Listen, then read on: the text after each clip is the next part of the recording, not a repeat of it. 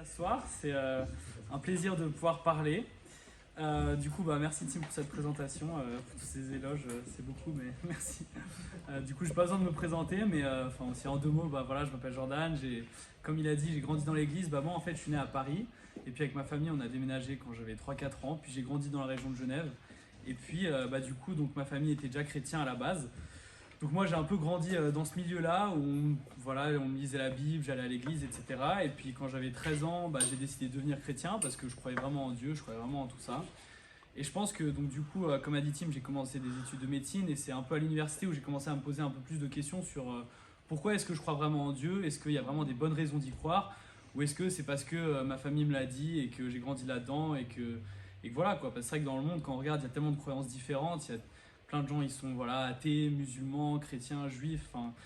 Pourquoi est-ce que moi, ce que je crois, ce serait plus vrai que ce que croient les autres? Donc ça m'a vraiment poussé à me poser plus de questions. Et puis ça fait que j'ai étudié plein de choses. Puis forcément, en étant en médecine, j'ai pas mal étudié la biologie et j'ai trouvé ça passionnant. Puis il y a un sujet qui m'a beaucoup intéressé, c'est du coup Jésus. Qui était Jésus en fait? Et le sujet de la résurrection. Alors donc du coup, le thème de ce soir, c'est la résurrection de Jésus, légende, mensonge, folie, ou le plus grand événement de l'histoire. Il y a un passage en Actes, donc Actes c'est un peu quand l'église commence juste après que Jésus est mort et ressuscité ou pas, on va voir. et c'est Paul qui parle devant à Athènes et il dit parce qu'il a fixé un jour où il jugera le monde avec justice par l'homme qu'il a désigné, il en a donné à tous une preuve certaine en le ressuscitant. Juste pour savoir, du coup, il n'y a pas de traduction en anglais, il n'y a pas... Ok, moi très bien. Ok. Donc du coup, donc la résurrection de Jésus. En fait, quand on regarde, c'est vraiment le fondement du message chrétien. Il y a un passage, tout un chapitre en 1 Corinthiens 15, justement où c'est encore Paul qui parle, et qui parle de la résurrection de Jésus. Et donc on va lire, il dit « Je vous rappelle, frères et sœurs, l'évangile que je vous ai annoncé, que vous avez reçu et dans lequel vous tenez ferme. C'est aussi par lui que vous êtes sauvés si vous le retenez dans les termes où je vous ai annoncé. Autrement, votre foi aurait été inutile. Je vous ai transmis avant tout le message que j'avais moi aussi reçu. Christ est mort pour nos péchés, conformément aux Écritures. Il a été enseveli et il est ressuscité le troisième jour, conformément aux Écritures. Ensuite, il est apparu à Céphas, puis aux 12. Après cela, il est apparu à plus de 500 frères et sœurs à la fois, dont la plupart sont encore vivants et dont quelques-uns sont morts. Ensuite, il est apparu à Jacques, puis à tous les apôtres. Après eux tous, il m'est apparu à moi aussi comme un enfant né hors terme. » Donc en fait, ce qu'on voit dans ce chapitre, c'est que c'est vraiment la résurrection, c'est le fondement du message chrétien. On va voir la suite du chapitre, toujours en Corinthiens 15, où c'est toujours Paul qui dit « Et si Christ n'est pas ressuscité, alors notre prédication est vide, et votre foi aussi. Il se trouve même que nous sommes de faux témoins vis-à-vis de Dieu, puisque nous avons témoigné contre Dieu qu'il a ressuscité Christ. Or, il ne l'a pas fait si les morts ne ressuscitent pas. En effet, si les morts ne ressuscitent pas, Christ non plus n'est pas ressuscité. Or, si Christ n'est pas ressuscité, votre foi est inutile, vous êtes encore dans vos péchés, et par conséquent, ceux qui sont morts en Christ sont aussi perdus. Si c'est pour cette vie seulement que nous espérons en Christ, nous sommes les plus à plaindre de tous les hommes. » Alors je suis désolé, je vais juste mettre en mode pour voir mes notes, ce serait pas mal. Hop, voilà. Est-ce que ça marche? Ok, nickel. Donc ce que dit Paul dans ce passage, c'est que si Christ n'est pas ressuscité, la foi des chrétiens est inutile, parce que tout le fondement de la foi chrétienne est basé sur ça en fait. Et donc il dit que les chrétiens sont les plus pitoyables sur cette terre et que les chrétiens sont juste perdus en fait et il n'y aura pas de vie après la mort. Jésus c'était pas qui disait être, donc c'est vraiment la base de tout. Donc nous ce qu'on va faire pour ce soir, c'est regarder un peu au niveau historique qu'est-ce qu'on peut savoir de la résurrection.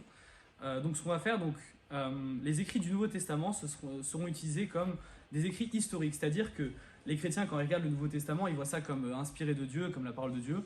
Mais nous, ce qu'on va faire, c'est qu'on va regarder ça comme des écrits historiques. C'est-à-dire, on sait que les livres du Nouveau Testament ont été écrits entre environ 50 et 100 après Jésus.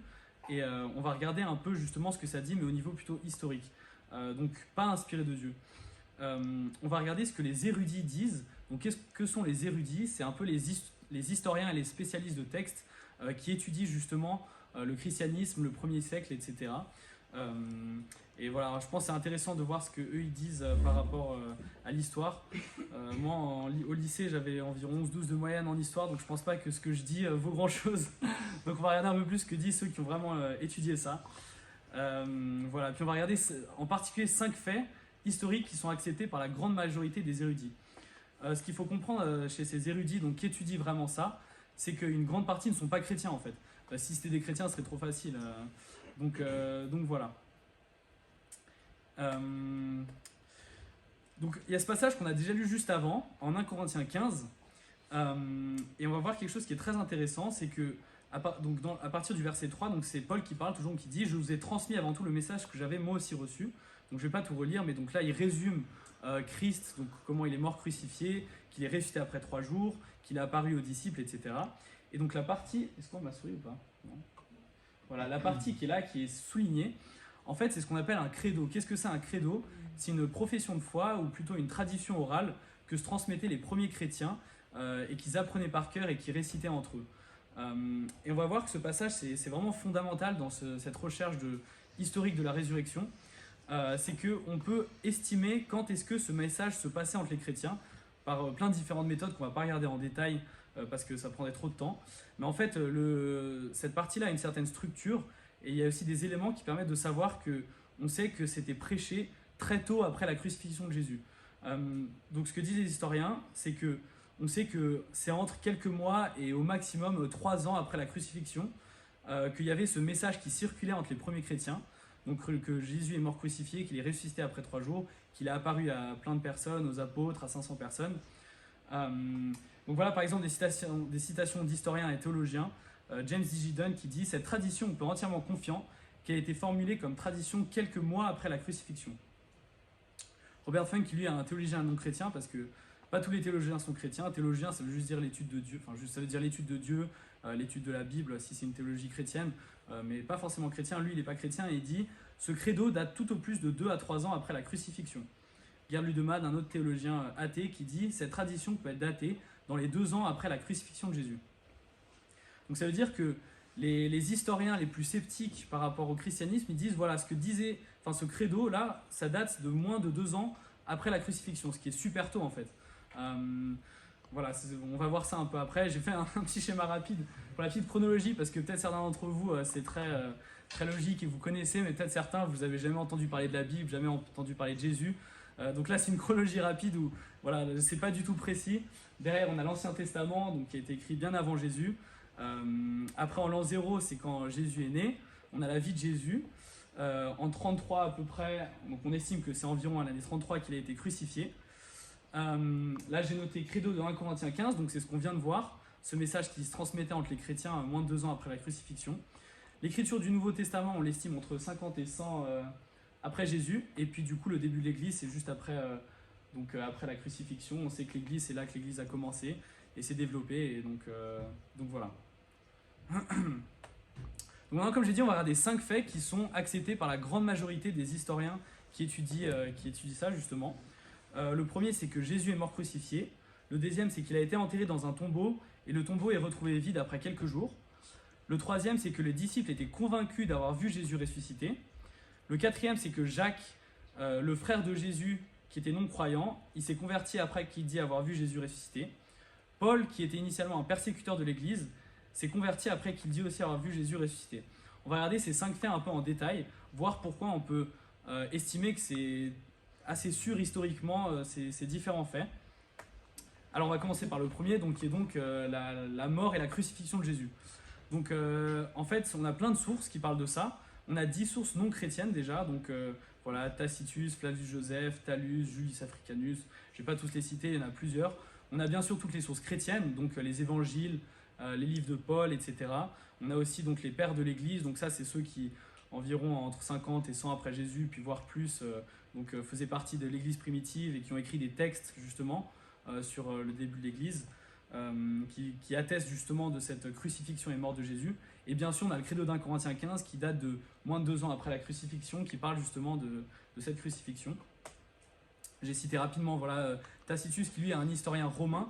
Donc en fait, juste en 2 mots, quand on regarde un fait historique, si on regarde ce que les chrétiens disent, on va se dire les chrétiens ils vont dire ce que les chrétiens veulent entendre, donc forcément, on ne peut pas forcément s'y fier. Mais si quelqu'un d'une source externe, d'une autre croyance le dit, a priori c'est vrai, parce qu'eux ils n'ont aucun intérêt à mentir là-dessus. Donc on a Tacitus, ou Tacite, donc un historien romain qui dit une classe d'hommes détestés par leur abomination et que le vulgaire appelait chrétiens Ce nom leur vient de Christ qui, sous Tibère, fut livré au supplice extrême par le procurateur Ponce Pilate. On a Flavius Joseph qui lui est un historien juif qui dans les années 90, vers le même temps vint Jésus, Pilate l'eut condamné à la crucifixion. Donc voilà, je ne vais pas rentrer dans tous les détails de pourquoi est-ce qu'on est plutôt sûr que Jésus est mort crucifié. C'est ce que disent donc les spécialistes et historiens, même pas chrétiens, qui étudient ça. Par exemple, Barterman, je vais le citer plusieurs fois parce que lui, en fait, c'est un grand spécialiste du Nouveau Testament qui fait en particulier de la critique textuelle, mais aussi donc, de l'histoire. Lui, il est athée, puis voilà, il a beaucoup étudié le christianisme. Et voilà, et lui, il dit l'élément le plus certain sur la tradition de Jésus est qu'il a été crucifié sous les ordres du préfet romain de Judée, Ponce Pilate. Un autre historien qui étudie le 1er siècle, qui lui est plutôt agnostique, qui dit « Il n'y a pas le moindre doute sur la mort de Jésus par crucifixion sous Ponce Pilate ». Donc voilà. Le deuxième fait qu'on va regarder, c'est le fait qu'après la mort et la crucifixion de Jésus, il a été enterré dans un tombeau et le tombeau est retrouvé vide quelques jours après. Donc son enterrement, donc déjà on en parle dans le credo d'1 Corinthiens 15, comme on avait vu, donc, qui dit que Jésus a été enterré. L'enterrement est attesté dans les 4 évangiles. Donc, comme j'ai dit, on regarde les écrits du Nouveau Testament comme des écrits historiques, et sachant que les évangiles sont des écrits indépendants de différentes personnes, écrits à différents moments. Donc, eux tous attestent de cet enterrement. Voilà, et puis bon, on ne va pas lire les passages, mais en gros, donc, quand ça parle de l'enterrement de Jésus, ça dit que c'est Joseph d'Arimathée, qui est un membre du conseil juif, qui va enterrer Jésus. Ce serait quand même peu probable que ce soit une invention chrétienne du fait que c'était un juif du coup qui faisait partie de ce... Enfin, alors est-ce que lui directement il a décidé de la crucifixion? Peut-être pas, mais il faisait partie du conseil juif. Les chrétiens, s'ils avaient inventé ça, ils auraient dit que c'était eux-mêmes qui étaient allés enterrer Jésus. Ce serait bizarre qu'ils disent que c'est un juif qui allait enterrer Jésus. On n'a aucune autre histoire qui raconte ce qu'on aurait fait du corps de Jésus. Donc c'est quand même assez clair qu'il a été enterré. Et que le tombeau est retrouvé vide. Alors pourquoi est-ce qu'on pense que le tombeau est retrouvé vide? Bon, alors déjà, c'est écrit dans les évangiles, dans le credo d'1 Corinthiens 15. Alors ça, vous allez me dire, bah oui, mais si eux, ils mentent sur le fait que Jésus est ressuscité, ils vont dire, ah, le tombeau est vide. Mais pourquoi est-ce qu'on y croirait? Alors il y a plusieurs choses. Déjà, quand c'est attesté dans les évangiles que le tombeau est retrouvé vide, c'est découvert par des femmes. C'est-à-dire que dans les écrits, ils disent, voilà, des femmes sont allées au tombeau, Marie, etc. On va voir pourquoi est-ce que ça ferait penser que c'est vrai ou pas. Le tombeau se trouvait à Jérusalem, là où était crucifié Jésus. Et puis la rumeur qui circulait, les disciples ont volé le corps. Donc les 3 derniers faits qui sont là, on va les regarder un peu plus en détail. Et pourquoi ça nous fait penser historiquement que le tombeau était vide. Donc déjà, le premier point, c'est que le tombeau est découvert par des femmes. Pourquoi est-ce que c'est peu probable que les chrétiens inventent ça? En fait, on sait qu'à l'époque, malheureusement, la place de la femme était vraiment inférieure à celle de l'homme. Et donc, si par exemple on voulait faire partir un mensonge ou un mythe, on n'aurait pas pris des femmes pour ce rôle de découvrir un tombeau vide. Donc si on regarde par exemple dans le Talmud, qui est un livre juif, qui parle un peu des traditions juives, d'histoire juive, etc., qui dit à cette époque-là, n'importe quel témoignage qu'une femme donne n'est pas valide, c'est équivalent à dire que quelqu'un qui est considéré voleur est qualifié pour donner le même témoignage qu'une femme. Donc voilà la vision de la femme à l'époque sur le témoignage de la femme, qui malheureusement est très... voilà. Heureusement, ça a changé aujourd'hui, mais voilà. Et donc, pourquoi c'est super intéressant au niveau historique, c'est que les chrétiens qui parlent du tombeau vide, ils n'auraient pas dit des femmes ont découvert le tombeau vide, parce qu'on voit que le témoignage d'une femme, ça vaut rien à l'époque. Ils auraient dit Pierre, Paul, ils sont allés au tombeau, ils ont vu que c'était vide, ils auraient rendu le truc beaucoup plus héroïque et beaucoup plus probable en mettant des hommes à la place de femmes. Et c'est d'ailleurs ce que nous dit N.T. Wright, qui est un théologien, lui chrétien, et qui dit... En tant qu'historien, on est obligé de commenter que si ces histoires avaient été inventées 5 ans plus tard, même 30, 40 ou 50 ans plus tard, ils n'auraient jamais pris Marie-Madeleine pour ce rôle. Donc il y a une des femmes qui a découvert le tombeau vide. Pour un chrétien qui défend sa foi et qui essaye de convaincre un sceptique que Jésus est ressuscité, c'est se tirer une balle dans le pied. Mais pour nous, en tant qu'historiens, cela vaut de l'or. Les premiers chrétiens n'auraient jamais inventé ça. Donc voilà pourquoi, c'est un très bon argument pour penser que le tombeau était vide. Le facteur à Jérusalem, qu'est-ce que ça veut dire quand on dit le facteur à Jérusalem? On sait que Jésus a été crucifié donc sur le mont Golgotha, qui est à côté de Jérusalem. Donc c'est un peu à l'extérieur de la ville. Là, c'est une petite peinture.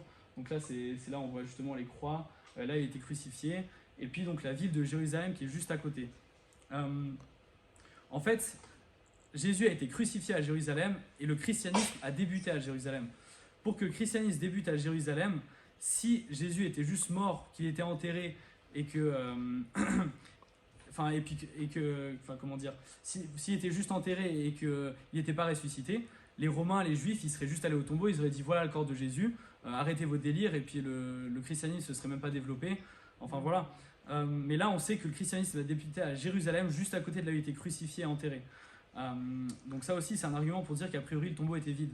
Paul Altaïus, qui est un théologien allemand, qui dit « Le message de la résurrection n'aurait pas survécu une journée à Jérusalem, pas même une heure, si on n'avait pas établi comme véridique que le tombeau était vide. » Donc voilà, en fait, c'est pour que le christianisme commence, il fallait que le tombeau soit vide, sinon, comme je dis, ils avaient juste à montrer le corps, et puis voilà. Ensuite, quelle était la rumeur qui circulait après donc, la mort de Jésus et le fait que le tombeau aurait été retrouvé vide? C'est que les disciples ont volé le corps. Donc, ce qu'on sait, c'est qu'au 1er siècle, après la crucifixion de Jésus, il y a une rumeur qui circulait parmi les Romains et les Juifs que les disciples auraient volé le corps de Jésus. Donc, s'il y a cette rumeur qui est partie, c'est a priori que le tombeau était vide, encore une fois. C'est ce qu'on voit déjà dans la Bible en Matthieu 28. Donc, après s'être réunis avec les anciens pour tenir conseil, ceux-ci donnèrent une forte somme d'argent aux soldats avec cette consigne. Dites que ces disciples, donc ça, pardon, j'ai pas trop dit le contexte, mais donc c'est après que justement, ils ont vu que le tombeau était vide et que les Romains ils sont là, mais qu'est-ce qui se passe pourquoi le tombeau est vide? Et là, ce qu'on dit, c'est dites que ces disciples sont venus de nuit voler le corps pendant que vous dormiez. Et ce récit des événements s'est propagé parmi les Juifs jusqu'à aujourd'hui. Donc voilà, la rumeur c'était ça, c'est que les disciples avaient volé le corps. Justin Martyr, donc, qui lui est un chrétien du 1er siècle, qui dit donc dans un dialogue avec un autre juif, « Vous les juifs avez élu des hommes de votre choix, vous les avez envoyés sur toute la terre, prêcher qu'une hérésie impie, inique, s'était levée par l'erreur d'un certain Jésus galiléen. Nous l'avions crucifié, disait-il, mais ses disciples, pendant la nuit, l'ont dérobé au tombeau dans lequel on l'avait placé. » Donc voilà, c'était vraiment ça la rumeur qui circulait. Donc tous ces arguments, donc le fait que c'est découvert par des femmes, que le tombeau est retrouvé vide, et puis tout ce qu'on a vu avant, donc Joseph d'Arimathée, comment le christianisme a débuté à Jérusalem alors que c'était là où il était crucifié, font penser qu'a priori donc, le tombeau a été retrouvé vide. Voilà par exemple un professeur d'études juives d'Oxford, Jeza Vermes, qui dit « Quand tous les arguments ont été considérés et pesés, la seule conclusion acceptable pour un historien doit être que les femmes qui allaient payer leur dernier respect à Jésus ont trouvé à leur consternation, pas un corps, mais un tombeau vide. » Donc voilà. Et donc à part ça, je ne vous ai pas dit, mais si jamais à la fin on fera une partie questions-réponses, donc si vous avez des questions, n'hésitez pas à les noter et puis à les poser après. Voilà, moi c'est super, c'est interactif, n'hésitez pas à m'arrêter si je dis un truc que vous ne comprenez pas. Enfin voilà quoi. Donc ça c'est pour le tombeau vide, donc le deuxième fait. Maintenant le troisième fait, c'est que les disciples étaient convaincus que Jésus était ressuscité. Donc déjà ils l'affirmaient, c'est ce qu'on voit dans les évangiles, c'est ce qu'on voit dans l'acte, en particulier dans le livre des actes.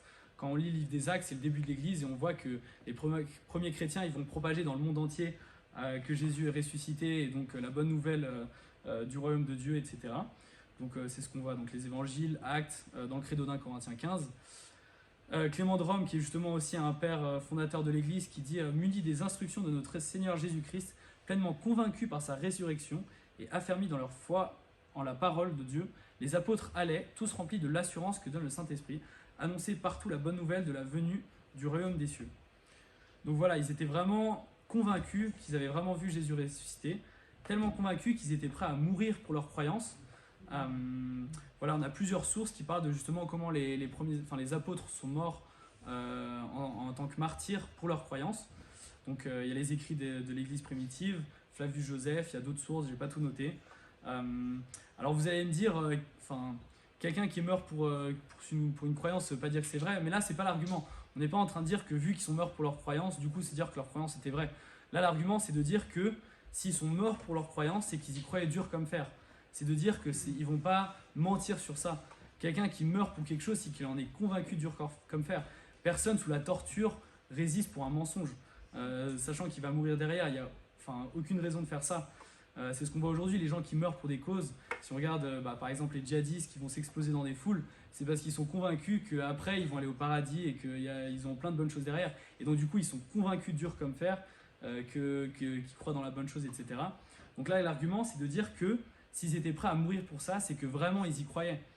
Donc voilà, là j'ai noté un peu comment certains sont morts. Donc Pierre qui aurait été crucifié la tête en bas dans l'année 64, André crucifié en 60, Jacques décapité probablement entre 41 et 44, Jacques, lui, le frère de Jésus, qui aurait été lapidé en 62.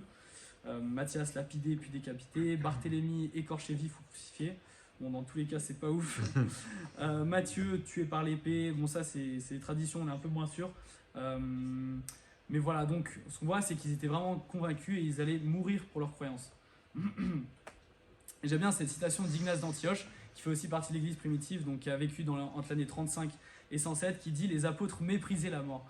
Donc tellement ils y croyaient, la mort c'était rien pour eux, ils s'en fichaient quoi. Donc voilà.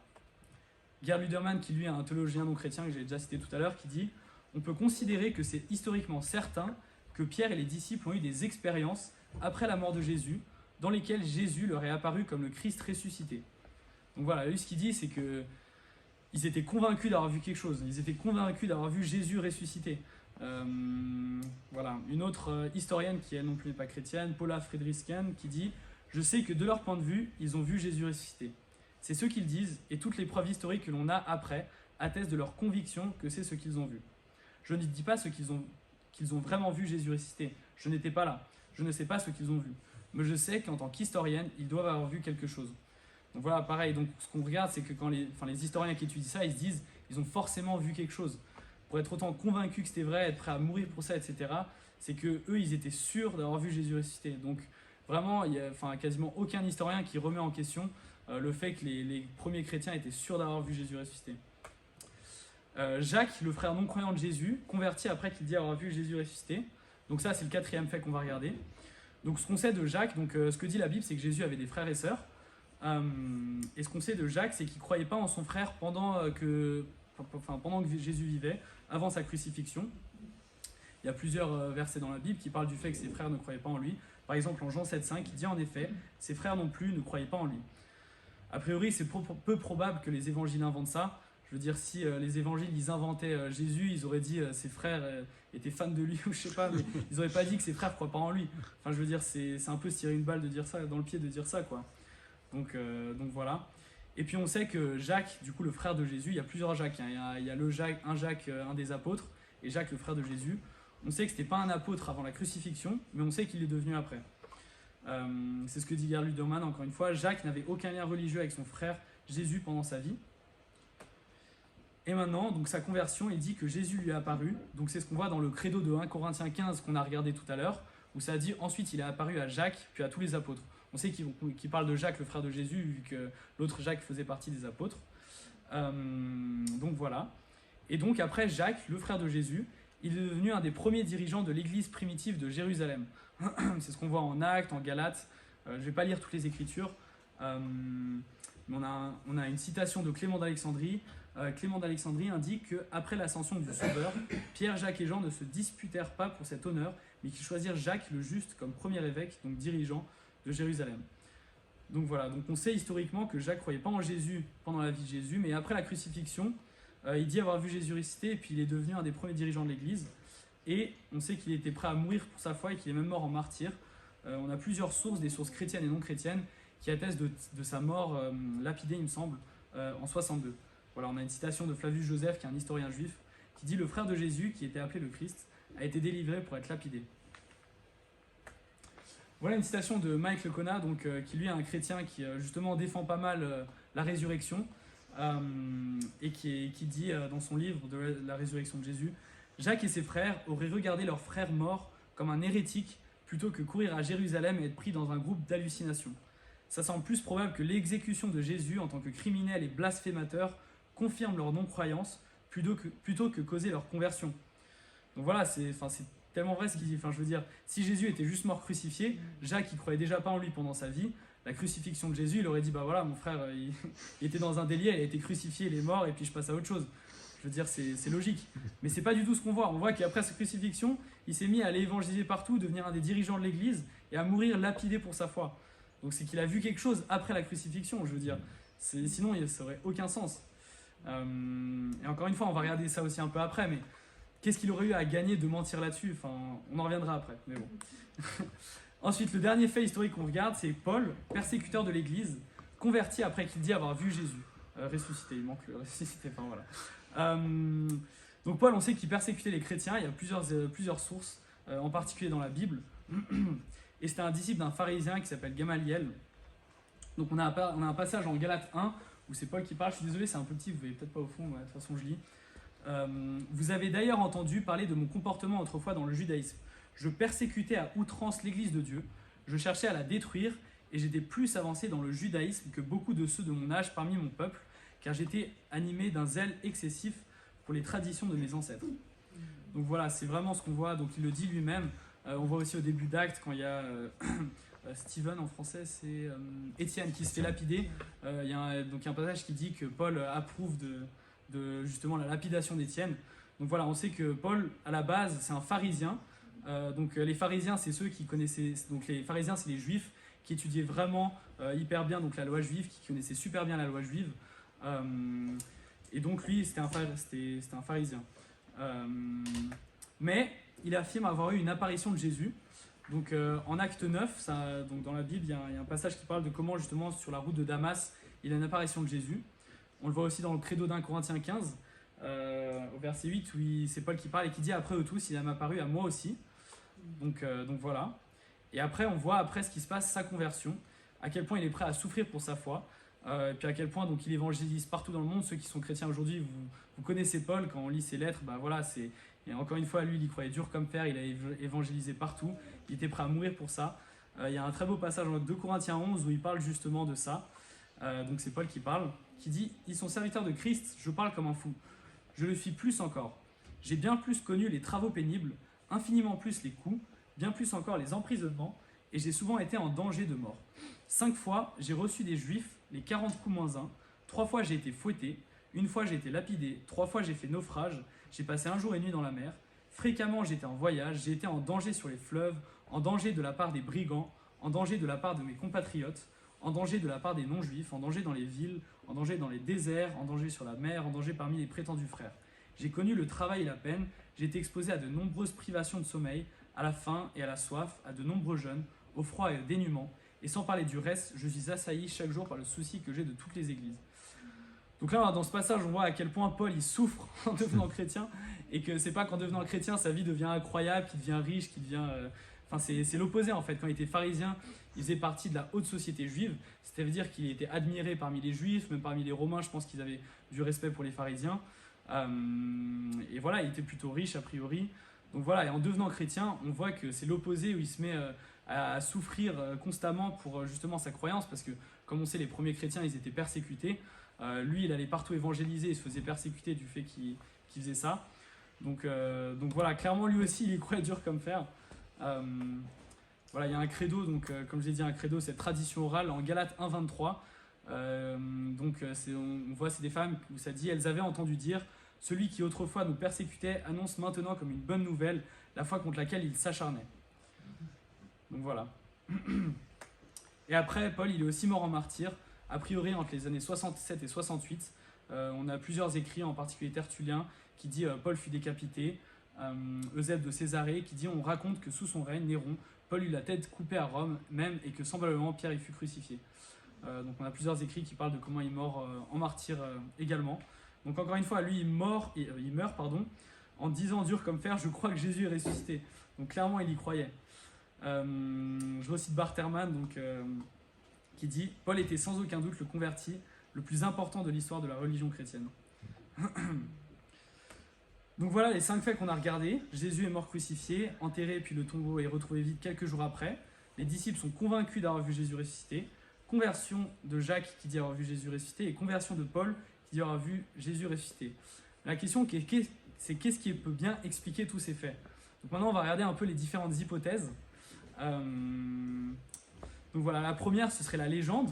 Est-ce que ce serait une légende qui s'est formée avec le temps ? Alors ça, je ne vais pas aller trop en détail parce qu'on a déjà parlé au début. Il y a ce credo d'1 Corinthiens 15 qui date de moins de 2 ans après la crucifixion. Et en 2 ans, on n'a pas le temps de créer un mythe. Un mythe, pour qu'il fasse lieu, il faut que ça prenne des dizaines, même plutôt des centaines d'années.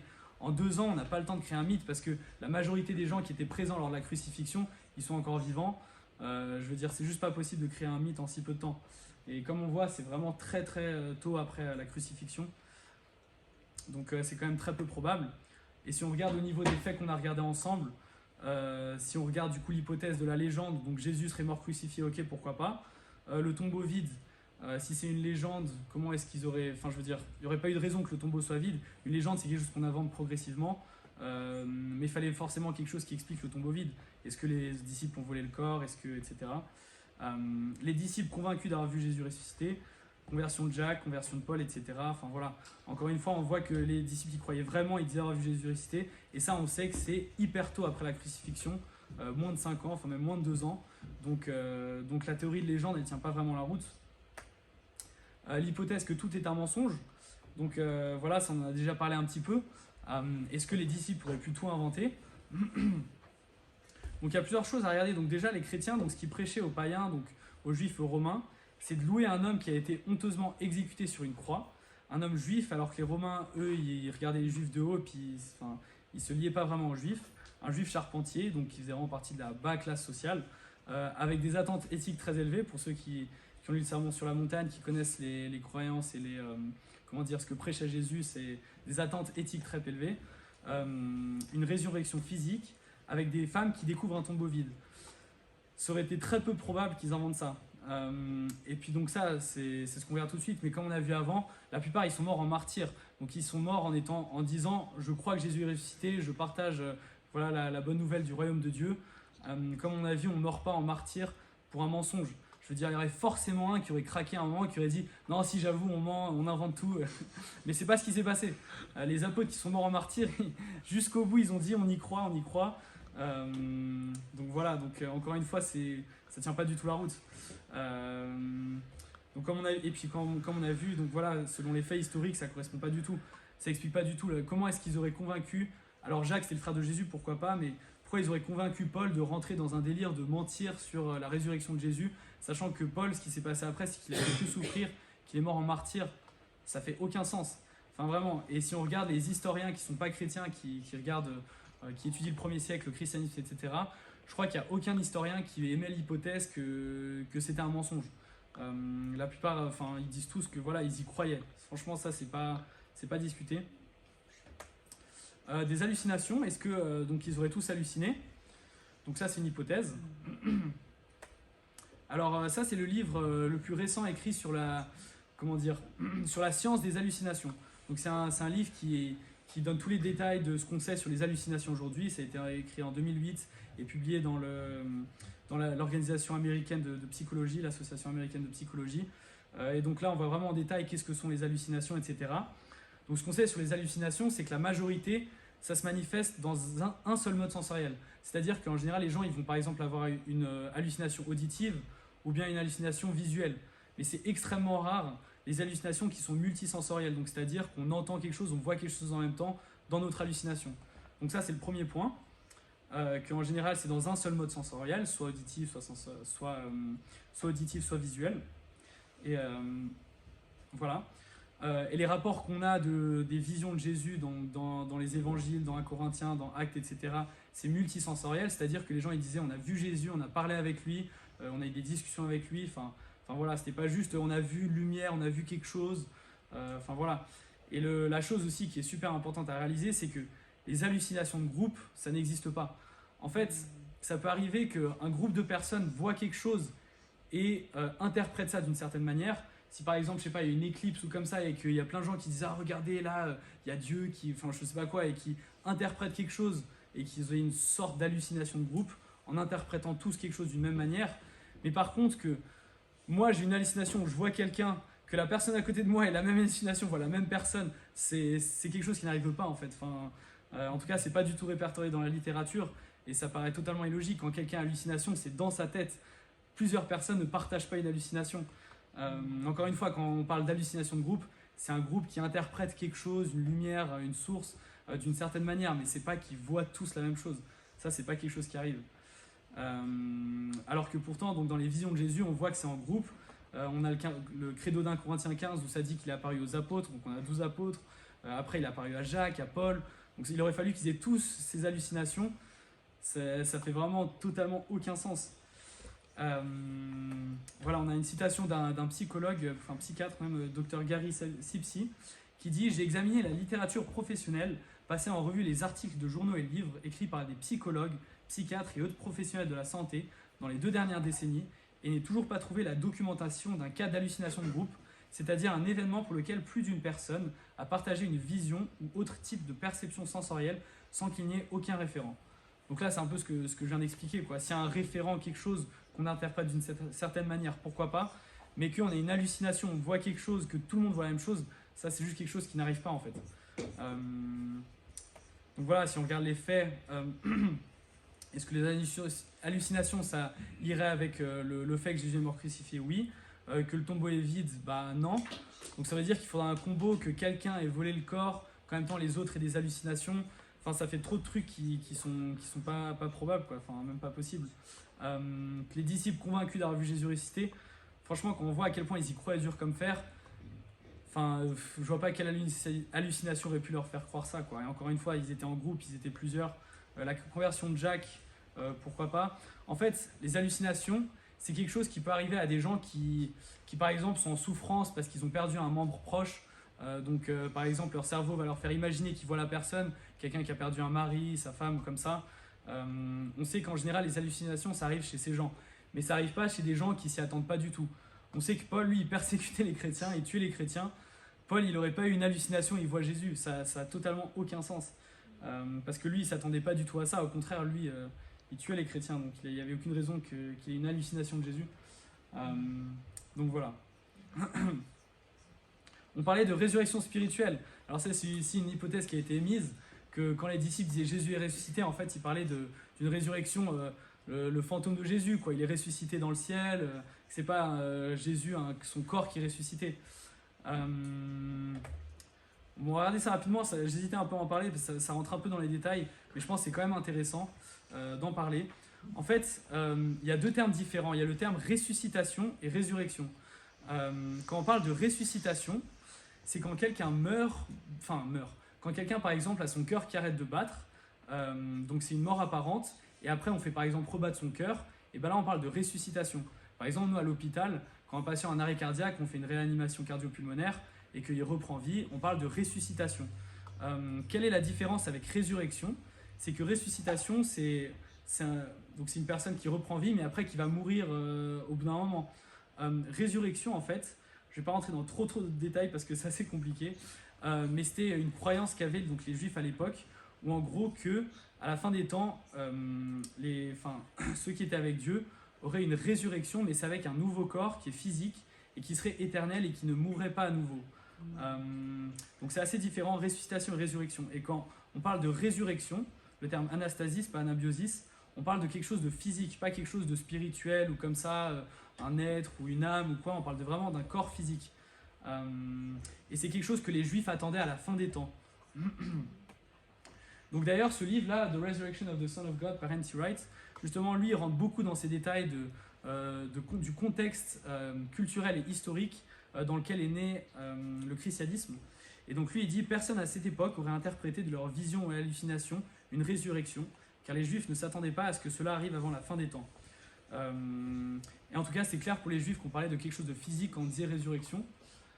Donc, qu'est-ce que ça explique là, que Jésus est mort crucifié? Donc, là, on parle toujours de l'hypothèse d'une résurrection spirituelle.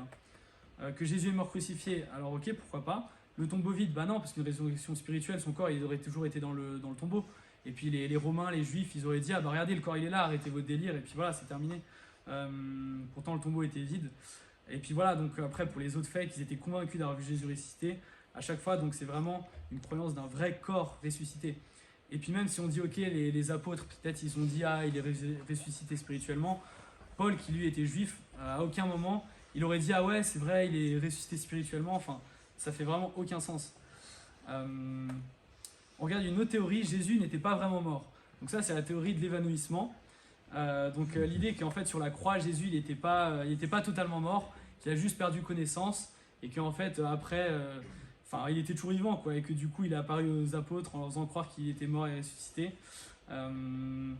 Donc voilà, il n'y a pas énormément de gens qui croient ça, mais par exemple, dans le Coran, le Coran dit que Jésus n'est pas mort crucifié.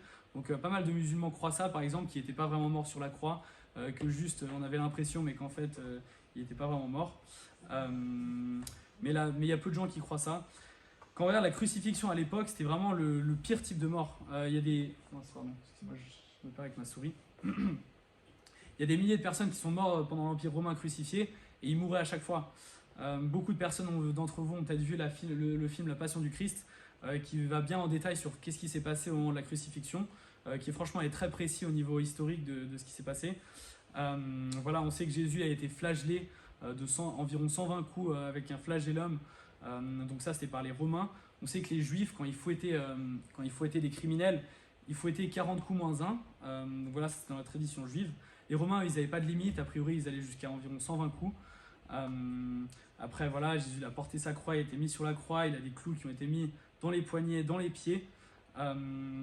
Et donc, excusez-moi, enfin voilà. Et donc en fait, la plupart des crucifiés, comment ils mouraient? A priori, ils mouraient asphyxiés parce qu'en fait, en étant pendus comme ça, on ne peut pas utiliser la musculature du haut du corps pour respirer avec les poumons.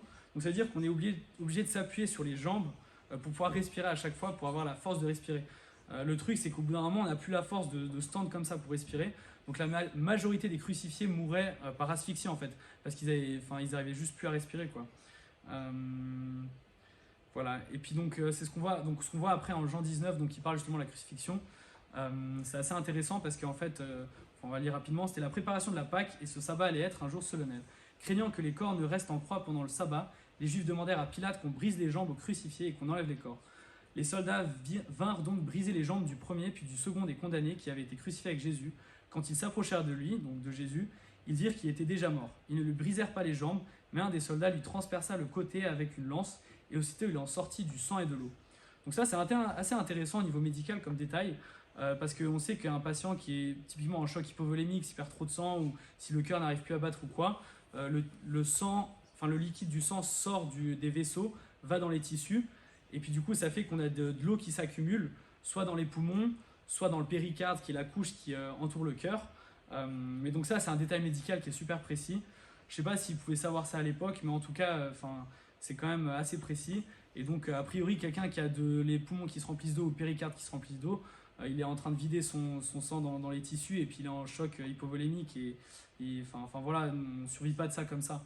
Donc voilà. Une citation d'N.T. Wright qui dit « Les soldats romains savaient comment tuer des gens, en particulier les rois rebelles. Les Juifs du 1er siècle connaissaient la différence entre un survivant et quelqu'un de ressuscité. » Donc ça c'est clair, je veux dire, même supposons qu'il n'était pas vraiment mort sur la croix, les apôtres ils sont pas débiles, ils auraient vu qu'il avait juste survécu et qu'il n'était pas ressuscité avec un nouveau corps. Bien sûr, dans la résurrection, on voit qu'il a toujours la marque des clous, mais ils auraient pu faire la différence entre un corps ressuscité et un corps qui a survécu. Gerd Ludemann, toujours cet historien qui n'est pas chrétien, qui dit « La mort de Jésus comme conséquence de la crucifixion est indiscutable. » Et donc si on regarde par rapport au fait qu'on a regardé, ça colle pas du tout. Jésus a un frère jumeau. On va pas rentrer dans les détails sur cette hypothèse, mais les gens vont tellement loin pour faire des hypothèses, tellement ils trouvent pas d'idées qu'ils vont dire peut-être qu'il avait un frère jumeau qui a fait croire aux apôtres. Enfin voilà, on va parler de ça plus en détail. Et Jésus ressuscité, alors là forcément ça correspond avec tous ces faits historiques. Donc voilà. Il y a cette citation que j'aime bien de Wolfhard Pannenberg qui dit « Les preuves de la résurrection sont tellement solides que personne ne questionnerait que ce soit arrivé, si ce n'est pour deux raisons.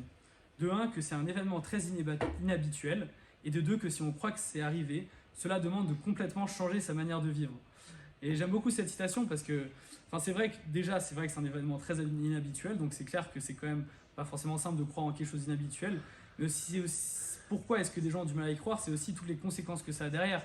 Si Jésus est ressuscité, ça veut dire que c'était vraiment qui disait être, que Dieu existe, que les valeurs morales de Jésus, il faut les suivre. Et beaucoup de gens, ils veulent pas ça en fait. Donc voilà, j'aime bien cette citation. Et puis une petite dernière citation de Dan Barker, c'est dans un débat qu'il avait eu avec Mike Lecona, que j'avais cité avant, qui est un chrétien qui défend la résurrection, et qui lui dit « Si la résurrection était un fait historique, alors on n'aurait pas le choix, il n'y aurait pas de foi. On ne peut pas avoir la liberté de croire si on n'a pas le choix de ne pas croire. » Et j'aime bien ce qu'il dit parce que c'est vrai qu'un fait historique, il y a toujours un peu de foi quand même, dans le sens où quelque chose de scientifique, c'est quelque chose qu'on peut reproduire. Donc par exemple, une preuve scientifique, c'est quelque chose que si on prend le truc, on le reproduit, on aura toujours le même résultat. Un fait historique qui est arrivé une fois, c'est pas un truc qu'on peut reproduire. Donc même s'il y a plein d'arguments pour croire que c'est arrivé, il y a toujours une composante de foi. Mais en même temps, pour moi, ma conviction, c'est ça aussi l'amour, et c'est ça le choix que Dieu nous laisse, c'est qu'on a le choix de croire ou de ne pas croire. même si pour moi les arguments sont vraiment très très bons pour la résurrection. Donc j'en ai fini pour la partie un peu historique. Maintenant je vais parler d'un truc un peu bonus, qui est bonus mais qui pour moi est tout autant, voire plus intéressant que tout ce qu'on vient de voir. Je vais essayer de pas être trop long, je sais pas du tout combien on est, mais voilà, c'est quoi? C'est le suaire de Turin. Alors, si on en avait parlé il y a quelques années, moi j'aurais dit, mais c'est quoi votre délire? C'est encore un truc que les catholiques ils vénèrent, mais genre qui a pas de sens. C'est juste un homme qui est peint sur un linge, enfin rien de spécial. Mais en fait, on va voir que c'est beaucoup plus compliqué que ça. Et c'est l'objet archéologique le plus étudié de l'histoire. Donc en fait, c'est l'image d'un homme nu, mort, avec des signes de crucifixion sur un linge, donc un tissu. On regarde rapidement l'histoire, vraiment en quelques mots, je ne vais vraiment pas faire trop long, mais sur ce tissu. Donc les premières mentions qu'on a donc, par écrit de ce tissu, c'est en 1354, par un certain roi en France. Et puis après ça, on a plusieurs écrits de ce qui s'est passé avec ce linge. Il a été déplacé plusieurs fois. Puis en 1578, il est arrivé dans une cathédrale à Turin. Et depuis 1578, il est à Turin, là-bas. Voilà, on a des peintures de 1582, on voit des dessins du suaire. Donc voilà, donc à la base, les gens ils se disaient voilà, c'est un linge avec un homme dessus, crucifié, probablement peint. Et puis voilà, rien de plus. Et en fait, il y a quelque chose qui va tout changer dans ce tissu. C'est en 1898, donc c'est au moment du début de la photographie. Donc il y a quelqu'un, un photographe qui s'appelle Secondo Pia, qui prend une photo du tissu. Et là, il voit quelque chose, c'est qu'en fait, la photo est un négatif. Qu'est-ce que ça veut dire? Ça veut dire que là, à gauche, donc ça c'est le tissu normal qu'on a. Et à droite, c'est une photo, donc c'est une photo du tissu en négatif. Mince, pardon. C'est une photo du tissu en négatif. Et qu'est-ce qu'on voit? On voit qu'en fait, l'image se révèle quand on regarde la photo en négatif. Qu'est-ce que ça veut dire? C'est-à-dire que l'image de base, c'est un négatif. Donc du coup, parce qu'un négatif en négatif, ça donne un positif. Donc le tissu de base est un négatif. Alors comment expliquer qu'un truc qui date du XIIIe siècle et peut-être avant, on ne sait pas trop, est une image en négatif, alors que c'est une technologie qu'on ne connaissait pas du tout à l'époque. Et surtout qu'en fait, ce qu'on voit, c'est qu'en prenant l'image en négatif, on voit plein de détails qu'on ne voit pas du tout quand on regarde l'image de base en négatif. C'est-à-dire quand on regarde à droite là, ça révèle plein de détails qu'on ne peut pas du tout voir à l'œil nu à gauche et qu'on ne peut absolument pas peindre. Et voilà, le négatif, ça existe que depuis la photographie qui date du 19e siècle, mais avant, ça n'existait pas du tout. Il y en a des écrits du 13e siècle, même peut-être avant. Du coup, qu'est-ce qui s'est passé après ça? Il y a le Sturp Shroud of Turin Research Project, qui est un projet qui a été fait dans les années 1980, je crois, où c'est un groupe de 32 scientifiques qui sont allés étudier ce tissu. Et ils ont étudié le linge pendant 4 ans, pendant 300 000 heures. Ils sont posés, donc 300 000 heures, c'est une approximation du nombre d'heures qu'ils ont passé dessus à l'étudier. Ils sont posés trois questions principales. Quelle est l'image sur le tissu? Quel processus a pu produire l'image? Et de quoi sont composées des taches de sang? Parce qu'on voit qu'il y a des taches de sang qui sont sur le tissu. Et ce qu'on va voir qu'ils trouvent, c'est vraiment super intéressant. Donc comme je vous ai dit, c'est vraiment l'objet archéologique le plus étudié. Donc ce qu'on sait, c'est un linge qui fait environ plus de 4 mètres sur 1 mètre. L'homme dessus, il fait une taille entre 1m70 et 1m80, quelque chose comme ça. C'est tissé en lin pur. C'est une image qui est stable, thermiquement, chimiquement, c'est-à-dire qu'on ne peut pas effacer l'image tellement elle est imprégnée dans le tissu. Et maintenant, qu'est-ce qu'on sait de l'image? Et c'est là le plus intéressant. C'est qu'en fait, il n'y a aucune trace de pigmentation pour former l'image. Mais en fait, donc comme je l'ai dit, c'est fait en lin. Et c'est une image, on voit, qui est formée par des brûlures de certaines couches du lin. C'est-à-dire que si on prend l'épaisseur du tissu, si là je le représente en grand, c'est une partie extrêmement superficielle qui est brûlée en fait. Si on prend une approximation, c'est un 200 et 500 nanomètres qui fait genre un cinquantième d'un cheveu, donc ce qui est genre minuscule. Donc la partie qui forme l'image, on sait que ce n'est pas des pigments de peinture, on sait que c'est des brûlures de tissu. C'est-à-dire qu'il y a eu une certaine brûlure avec une certaine puissance qui a formé cette image. C'est pas très simple à expliquer, je sais pas si je suis clair, mais en fait on sait que c'est pas des pigmentations de peinture. Donc voilà, et c'est extrêmement superficiel. Et la chose qui est encore plus intéressante, c'est que l'image qui est formée, c'est une image en 3D en fait. C'est-à-dire que si on met une image sur un tissu comme ça, c'est du 2D, mais en fait quand on regarde les différentes couches atteintes de brûlure, selon ce qui est atteint, ça fait une image en 3D. Mais ça, c'est quelque chose qu'on ne peut pas faire à la main, c'est quelque chose qu'on ne peut pas peindre. Voilà, et donc qu'est-ce qu'on voit sur ce tissu de l'homme? Qu'est-ce qu'on sait? Donc c'est un homme, on voit qu'il y a des marques de flagellation dans le dos, aussi des marques de flagellation devant. On voit qu'il y a des marques d'épines sur sa tête, autour de sa tête. On voit aussi un côté où il y a une coupure au niveau du corps, où il y a du sang et on voit aussi du sérum. Et quand je dis du sang et du sérum, c'est vraiment ils ont analysé microscopiquement ce qu'il y avait dedans et ils ont trouvé des globules rouges, donc vraiment du sang. Ils ont pu même définir que c'est du type AB.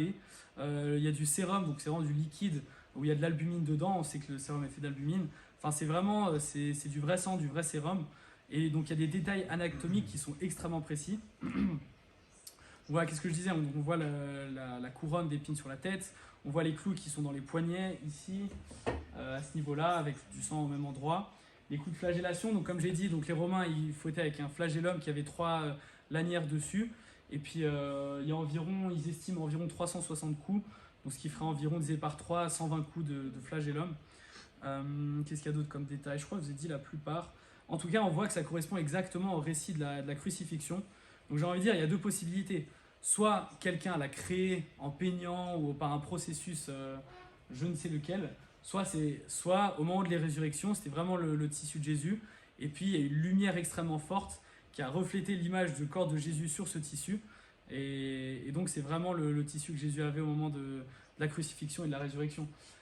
Le fait est qu'aujourd'hui, personne n'a réussi à reproduire cette image. Là, on est en 2023, on a des technologies extrêmement compliquées, on peut faire extrêmement de choses. Il y a plein de gens qui ont essayé, mais personne n'a réussi à produire cette image parce qu'elle est extrêmement complexe, extrêmement précise. Et en fait, réussir à créer des brûlures extrêmement superficielles en 3D comme ça, c'est impossible à reproduire.